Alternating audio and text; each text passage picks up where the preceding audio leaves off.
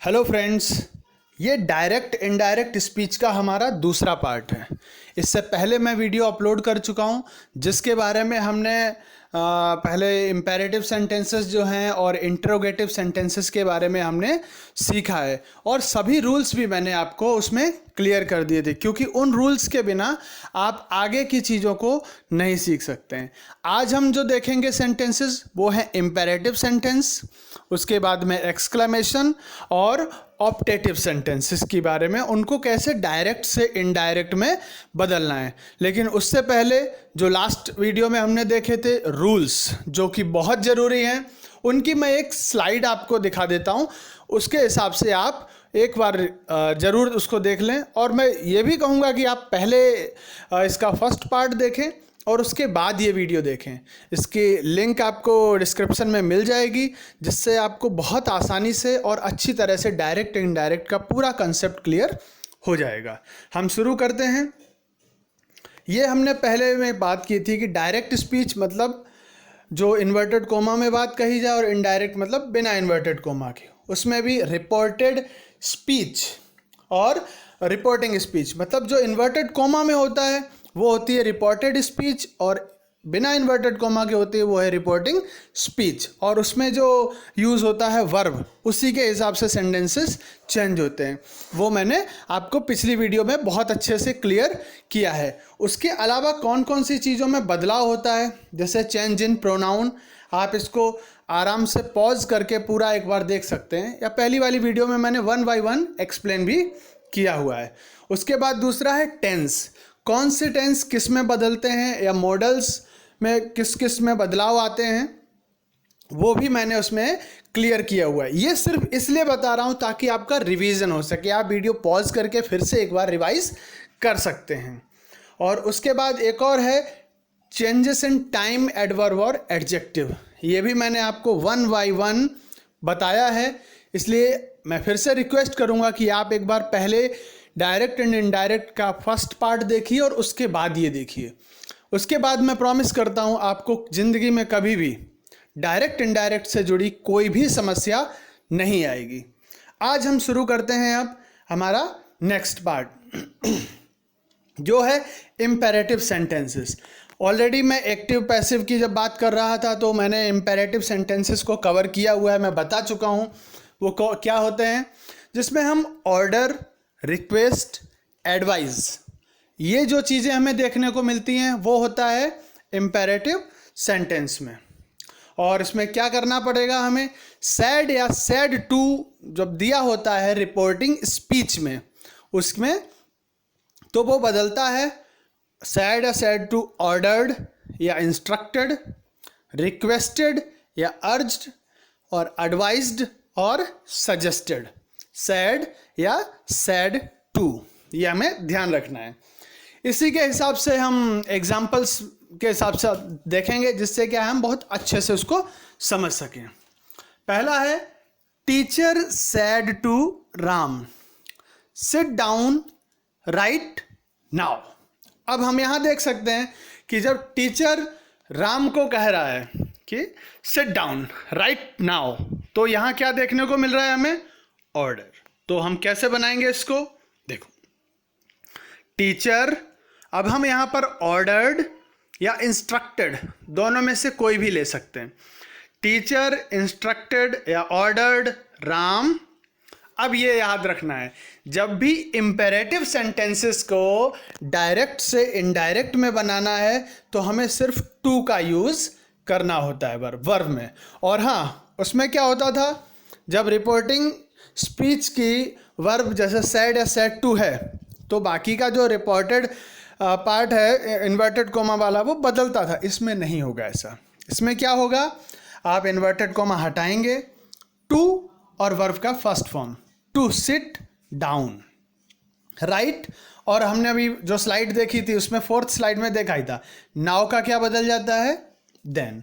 तो teacher ordered और instructed Ram to sit down right then, now का देन। आई होप ये चीज़ आपको क्लियर हो गई होगी। अगर आप फर्स्ट वीडियो के बाद जब इसको देखेंगे तो 100% आपके माइंड में कोई भी डाउट नहीं रहेगा। एक और एग्जांपल देखते हैं, doctor said to me change your routine life.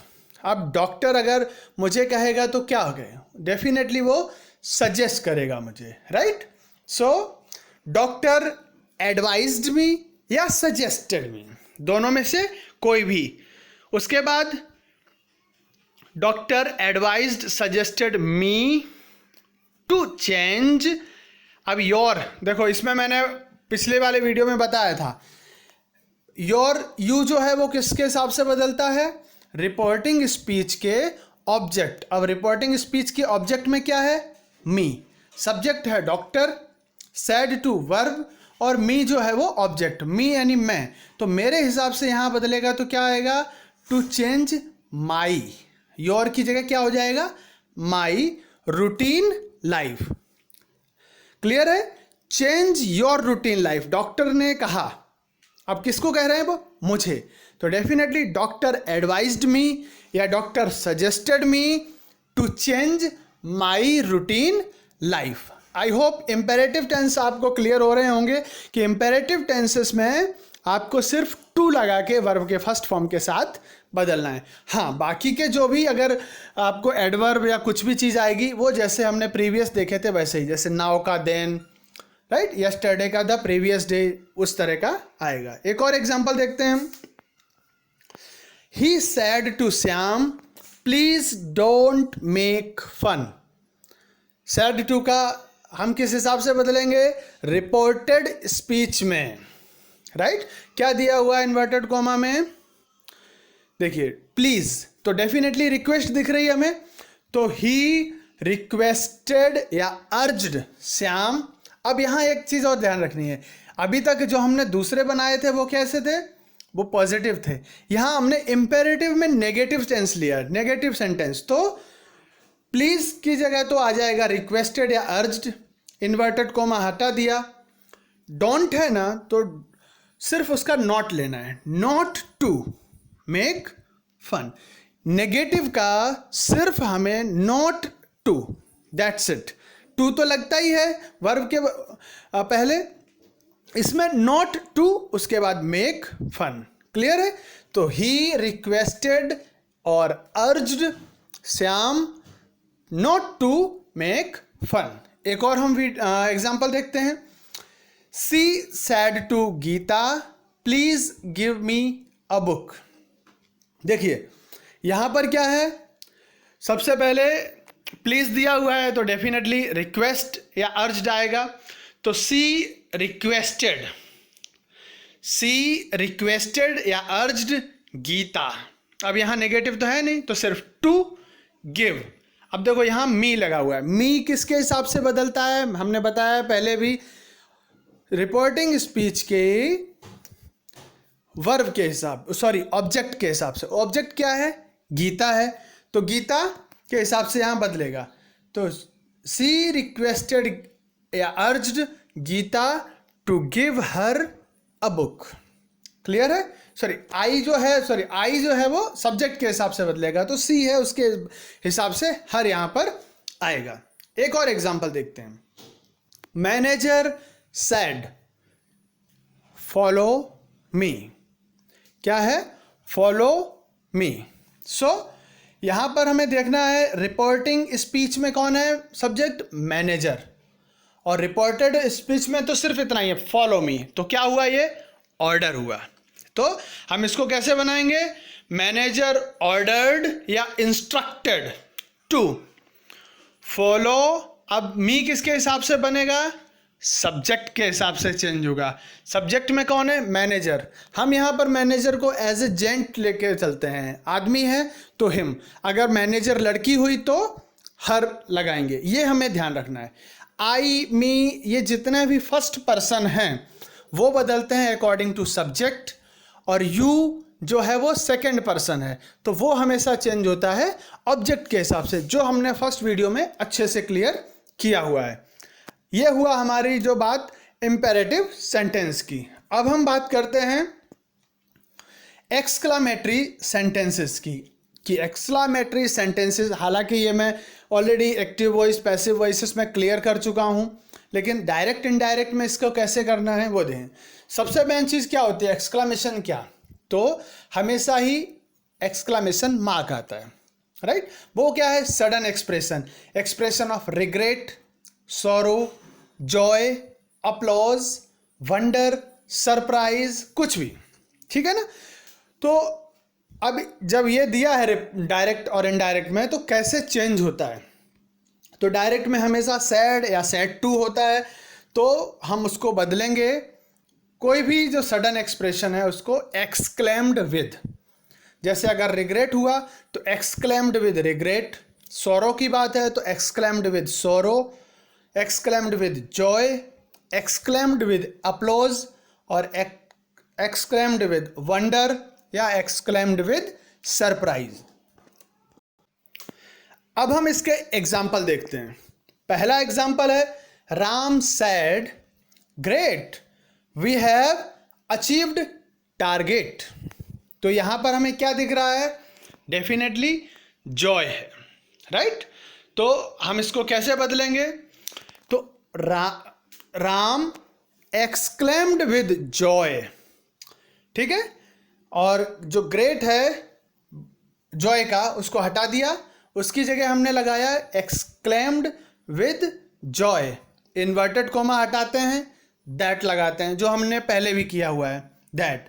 अब देखो यहां क्या है, वी किसके हिसाब से आएगा, वी यहां वैसे तो आएगा आई, ये सब फर्स्ट पर्सन पे, लेकिन फर्स्ट पर्सन में क्या दिया हुआ है यहाँ, सब्जेक्ट के हिसाब से, सब्जेक्ट में राम है, पर राम सिंगुलर है और वी जो है वो प्लूरल है, मतलब यहां हो रही बात एक टीम की, राम कह रहा है अपनी पूरी टीम के हिसाब से, तो वी की जगह पे क्या बदलेगा, दे, वी की जगह पे क्या बदलेगा, दे। सो दे, और ये दिया है प्रेजेंट परफेक्ट में, हमें पता है प्रेजेंट परफेक्ट किस में बदलता है, पास्ट परफेक्ट टेंस में, तो दे हैड अचीव्ड टारगेट। बाकी चीज़ों के साथ चेंजेस नहीं, वो हमने ऑलरेडी पहले किए हुए हैं, हमें सिर्फ अभी देखना है एक्सक्लेमेटरी सेंटेंसेस में कैसे चेंजेस आते हैं। एक और एग्जांपल देखते हैं, he said oh I lost my book. अब देखिए यहां ओह क्या बता रहा है, सॉरो, दुख, सो ही एक्सक्लेम्ड विथ सॉरो, ओह की जगह क्या आ जाएगा, exclaimed with sorrow, inverted comma हटाएंगे, दैट लगाएंगे, आई। अब आई क्या है, फर्स्ट पर्सन, और फर्स्ट पर्सन रिपोर्टिंग स्पीच के सब्जेक्ट के हिसाब से, तो सब्जेक्ट क्या है, ही, तो ही के हिसाब से बनेगा, तो आई की जगह क्या आ जाएगा, ही। अब ये दिया है सेंटेंस सिंपल पास्ट में, तो सिंपल पास्ट कन्वर्ट होता है पास्ट परफेक्ट टेंस में, इसीलिए मैं कह रहा हूँ ये हमें जो पिछला वीडियो है उसकी सभी स्लाइड्स को देखना ही पड़ेगा, रूल के बिना हम नहीं चेंज कर सकते। तो सिंपल पास्ट बनता है पास्ट परफेक्ट में, ही हैड लॉस्ट, माई का क्या आ जाएगा, हिज, क्योंकि ही के हिसाब से, राइट, आई मी माई, तो ही हिज हिम, तो इस हिसाब से हिज बुक। क्लियर है। और एक एग्जांपल देख लेते हैं, थोड़ा अच्छे से समझ में आएगा।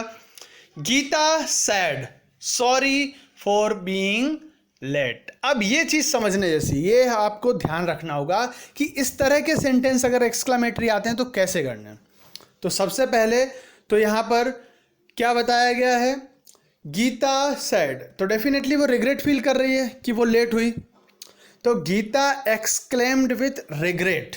अब आप कहेंगे यहां तो काफी सारी चीजें दी गई हैं, तो रिग्रेट के बाद दैट, और आप ये जो दिया हुआ है रिपोर्टेड स्पीच, उसका मतलब समझिए, सॉरी फॉर बीइंग लेट का मतलब sorry I am late.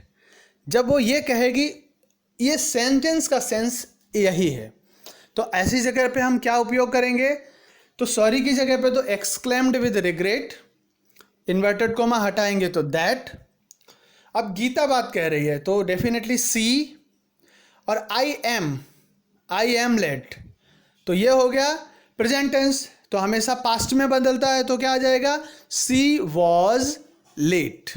I hope ये क्लियर हुआ होगा आपको, और ध्यान भी रखना है इस तरह के सेंटेंस में। नेक्स्ट एग्जांपल देखते हैं। Father said to me well done, you have done good work. अब यहाँ देखो वेल डन है मतलब अप्लॉज किया है, तारीफ की है, तो कैसे आएगा? Father exclaimed with applause, well done की जगह क्या आएगा? Exclaimed with applause, inverted comma हटाएंगे, क्या लगाएंगे? दैट। अब यू किसके हिसाब से बदलता है? रिपोर्टिंग स्पीच की ऑब्जेक्ट। रिपोर्टिंग स्पीच में ऑब्जेक्ट क्या है? मी, सब्जेक्ट है फादर, तो मी कौन है? मी के हिसाब से बदलेगा, तो मी में क्या आएगा? यू की जगह आई। अब ये दिया है यू हैव डन, देखो ये है प्रेजेंट परफेक्ट टेंस, और प्रेजेंट परफेक्ट टेंस बदलता है पास्ट परफेक्ट टेंस में। So I had done good work. Father exclaimed with applause that I had done good work. एक और एग्जाम्पल देखते हैं। Mohan said I can't believe this. अब देखो ये कैन कुड मॉडल आ रहा है, उसमें भी मैंने बताए थे मॉडल्स किस हिसाब से बदलते हैं, ठीक है। चलो इसको कैसे बनाएंगे देखते हैं। मोहन एक्सक्लेम्ड विद सरप्राइज या वंडर, क्यों? क्योंकि वो कह रहा है आई can't believe this, it means उसको सरप्राइज, वो सरप्राइज हुआ है या शॉक हुआ है, तो क्या लिखेंगे? मोहन एक्सक्लेम्ड विद सरप्राइज या वंडर दैट, इन्वर्टेड कॉमा हटाएंगे, आई हमेशा सब्जेक्ट के हिसाब से बदलता है, सब्जेक्ट है मोहन, तो ही। कैन का आपको पता है, हमने पिछली वीडियो में देखा है, कैन बदलता है कुड में। ही कुड नॉट बिलीव, और दिस किस में बदलता है? दैट में, और एक्सक्लामेशन मार्क हटेगा, फुल स्टॉप लगेगा। सो मोहन एक्सक्लेम्ड विद सरप्राइज या wonder that he couldn't believe that. I hope आपको एक्सक्लामेटरी सेंटेंसेस क्लियर हुए होंगे। अब हम देखते हैं next part, optative sentences. Optative sentences में भी एक्सक्लेमेशन मार्क आता है, लेकिन ये किस लिए यूज होते हैं? हम किसी के लिए विश करें, प्रे करें, बिड मतलब अभिवादन करें। ये बिड का मतलब, एक तो बिड जो हम बोली वगैरह लगाते हैं वो नहीं है, ये बिड है अभिवादन, हम किसी का अभिवादन करते हैं, राइट। जैसे गुड मॉर्निंग करना, गुड नाइट करना। पर बिड का यूज़ कहाँ होता है? अक्सर हम किसी चीज़ की विदाई के समय विदाई देते हैं, जैसे गुड नाइट बोलते हैं, बाय बाय बोलते हैं, या किसी का फेयरवेल हो, ऐसे कोई भी फंक्शन हो जहाँ विदाई की बात हो, उस जगह बिड यूज़ होता है। तो अब हम देखते हैं इसको बदलेंगे कैसे, डायरेक्ट से इनडायरेक्ट में। सैड या सैड टू को किस में बदलेंगे? विश होगा तो विश्ड, प्रे होगा तो प्रेड, और बिड होगा तो बेड। हमें पता है रिपोर्टिंग स्पीच में सेकेंड फॉर्म लगता है। तो अब हम इसको एग्जाम्पल के थ्रू समझते हैं। बहुत एग्जाम्पल इजी है और सिंपल है, आपको तुरंत समझ में आ जाएगा। देखते हैं। सी सैड गुड मॉर्निंग दीपक। देखो सी सैड, तो डेफिनेटली क्या है यहाँ पर, इसको हम कैसे चेंज करेंगे देखते हैं। विश किया है तो she wished Deepak good morning. यहाँ पर कुछ भी दैट जैसा नहीं लगेगा, ना ही इम्पेरेटिव जैसा टू, ये आपको ध्यान रखना है। आपको सेंटेंस बनाना कैसे, उस पर इसको दो तरह से बना सकते हैं। जैसे सी विश्ड दीपक गुड मॉर्निंग, या दूसरी तरह से कैसे कह सकते हैं, सी विश्ड गुड मॉर्निंग टू दीपक। दोनों सेंटेंस करेक्ट हैं, याद रखिएगा। सी विश्ड दीपक, क्योंकि सी सैड के बाद आप कहोगे ये दीपक क्यों जोड़ा, तो पीछे देखो दीपक को ही तो विश किया है, तो हम सबसे पहले वही कहेंगे कि वो किसको कह रही है, दीपक को। क्या कह रही है? Good morning, that's it. तो she wished Deepak good morning, या she wished good morning to Deepak.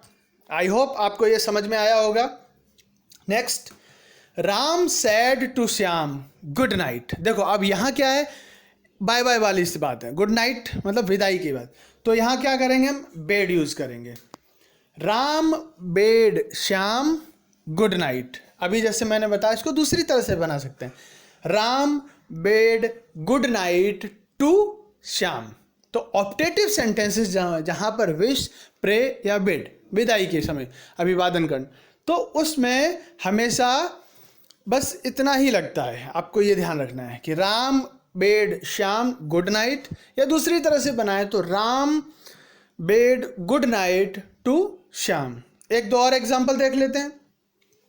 C said would that I were a boy.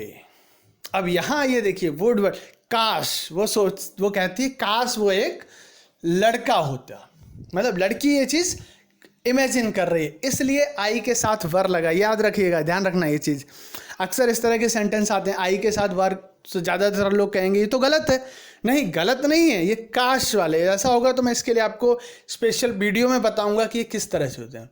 So would लगा के जब इस तरह के सेंटेंस यूज है तो अब ये क्या बनेगा हम देखते हैं। She wished that, she wished that, would हट जाएगा, दैट का दैट लग गया, वही, इसमें अलग से नहीं लगा, याद रखना। सैड की जगह, मतलब जो विश कर रही है इसलिए विश्ड दैट। अब आई क्या है, सब्जेक्ट का, रिपोर्टिंग स्पीच के सब्जेक्ट। सी लड़की है तो शी। अब देखिए ये है पास्ट कंटिन्यूअस का, पास्ट है तो किस में बनेगा, पास्ट परफेक्ट कंटिन्यूअस में। ये हम बता ही चुके हैं स्लाइड में और पिछली वीडियो में भी। तो वर की जगह आएगा she had been a boy. याद रखना है, जैसे काश में ऐसा होता या मैं वो होता, ऐसी जगहों पर आई के साथ वर लगता है। नेक्स्ट है Gita said I wish my relatives were here. अब आपको यहाँ देखना है ये कैसा है। विश, आई विश ऑलरेडी दिया हुआ है तो हमें क्या करना है ये समझना। तो Gita wished that, I wish दिया हुआ है तो अब इसको आगे दोबारा तो लिखेंगे नहीं, तो गीता विश्ड दैट माई, माई किसके हिसाब से बदलेगा, सब्जेक्ट के हिसाब से। हर रिलेटिव्स वर, वर अभी हमने बात की किस में आएगा, हैड बीन में, तो हैड बीन देयर, हेयर का क्या हो जाता है, देयर, ठीक है। Wished that, Gita wished that her relatives had been there. Next example देखते हैं।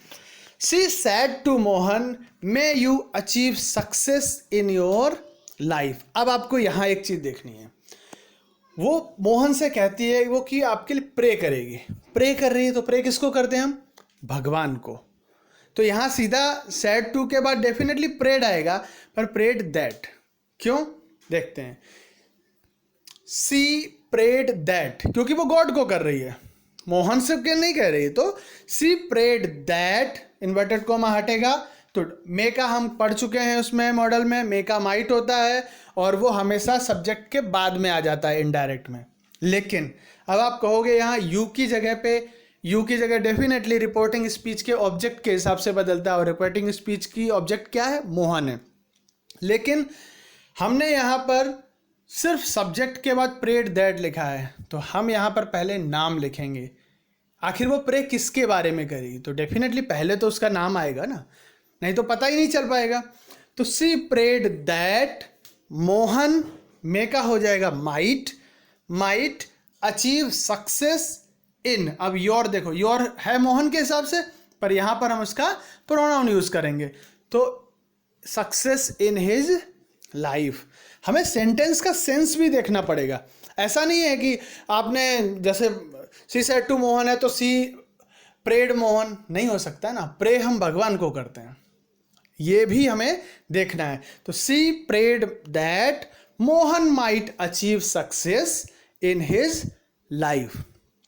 इस तरह से सेंटेंसेस बनते हैं। आई होप अब आपको डायरेक्ट इनडायरेक्ट में किसी भी तरह के सेंटेंस में कोई दिक्कत नहीं होगी। फिर भी अगर आपको कोई भी डाउट है आप मुझे कमेंट करके पूछ सकते हैं। इसी तरह के और कई सारे एग्जाम्पल्स आप खुद बना के मुझे भेज भी सकते हैं।